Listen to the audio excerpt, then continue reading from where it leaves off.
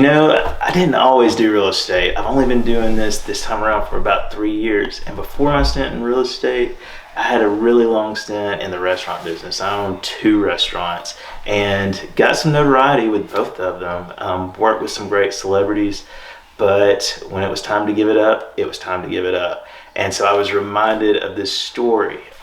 Conquerors back in the 1500s and even before that, when they were getting ready to invade a land and take it over, the conquistadors would burn the ships. And so that is kind of the attitude that I decided to take when I got into the real estate world. So burning the ships, when the ships landed, the commanders would actually set fire to their ships.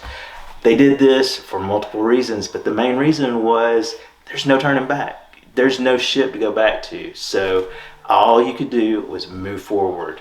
And in moving forward and taking out that chance of having an off-ramp to go back, the chances of succeeding increase dramatically.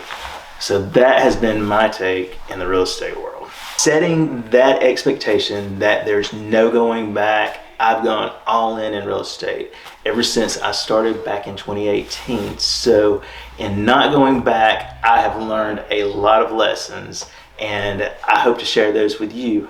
But right now, the thing that I want to get into is the 5 steps in buying. That's right, 5 steps in buying. So the first one, talk to a lender. Do yourself a favor and talk to a lender. The reason being is because you want to know exactly how much you can purchase, what your purchase power is. For me, when I bought my first house, I thought that I had a budget of $350,000 and I was shopping in that budget, but picked the house that I wanted and it was just under that. We were at like $315, something like that, and I knew the renovations that I wanted to make to it.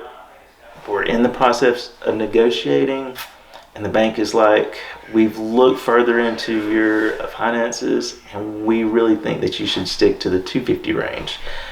Let me tell you, that was a setback. Not a setback in the fact that there weren't houses to see, because there were, but it was a setback emotionally. And so I had to press pause because it was really devastating thinking that I was buying a more expensive house, but I didn't qualify for it.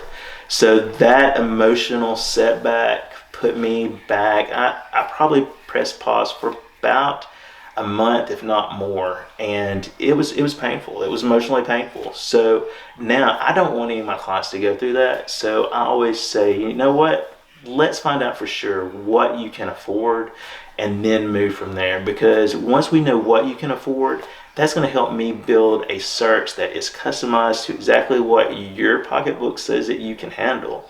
And there's not going to be that setback or that emotional pain of not knowing and getting your heart set on something that you really can't afford. So that's why I always say, let's talk to a lender before we do anything else. So the second step, that's the fun part. Once you've got that pre-approval from your lender, you can actually go out and start looking at houses, which is my favorite part because I get to do my job. So once you've got that pre-approval, we're out and about and I'm going to find houses that fit your needs, whether it's to fit the size of your family, your 5 dogs, which I happen to have 5 dogs, so I know there are other people out there like me, or if you need that 3-car garage, or if you need that man cave / shop out in the backyard, I'm going to help you find that. And so that's when the search really begins and we get to go out and see a bunch of cool properties. And in doing that, usually what I like to do is line up at least 3 properties on the same day that we can go look at. That way you can do that A/B test, just like the eye doctor does with you. I'm going to say, is A better for you or is B? And we're going to keep doing that process throughout the day so that by the end of the day, you've picked the best choice for you. The third step, and this is probably one of the most stressful parts, that's when you're ready to buy. We have found that perfect house, you're ready to submit an offer, and that's when my skills are really put to the test because I want to help you find a position in making an offer where you're not losing anything, but you're also getting the house that you want.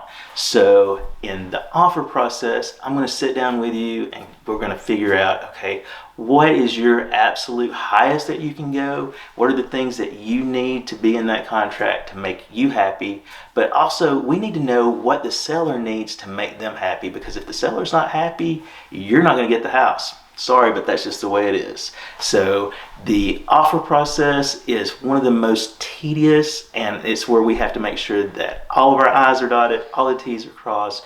But if we do it right, we're going to get you in that house. The fourth step, this is one where I have to walk almost every client off the ledge, and sometimes there are multiple ledges. So in this process, you are in due diligence, and due diligence is when you have your inspections done. And even if you're buying a brand new house, there are going to be things that pop up in the inspection that you may not be expecting.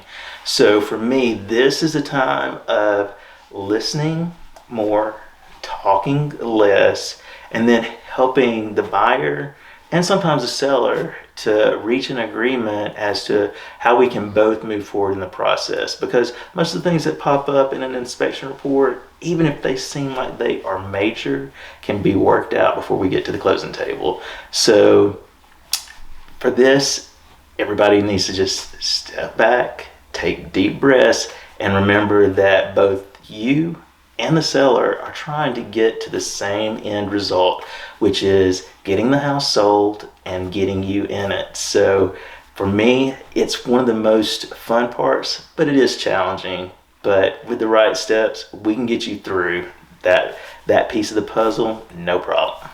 And so you've gotten through all those other steps. You are at the final one. You're sitting at the closing table, and that's the best part. That's where we pop the bubbly. You're signing about 50 to 100 pages of documents that say that you're going to make your payments on time. But once you get finished signing all that, you get handed a set of keys, and I get to congratulate you on buying a new house. And that's my favorite part. Guys, thank you so much for watching to the end of the video. If you're in the market for a new home, or you just want to see what's out there, I've put the link to my website in the description. It's down below. So check it out. See all that we have available. There are lots of great homes that are on the market, are going to be coming on the market, and they're all on my website. So go check it out. Links in the description.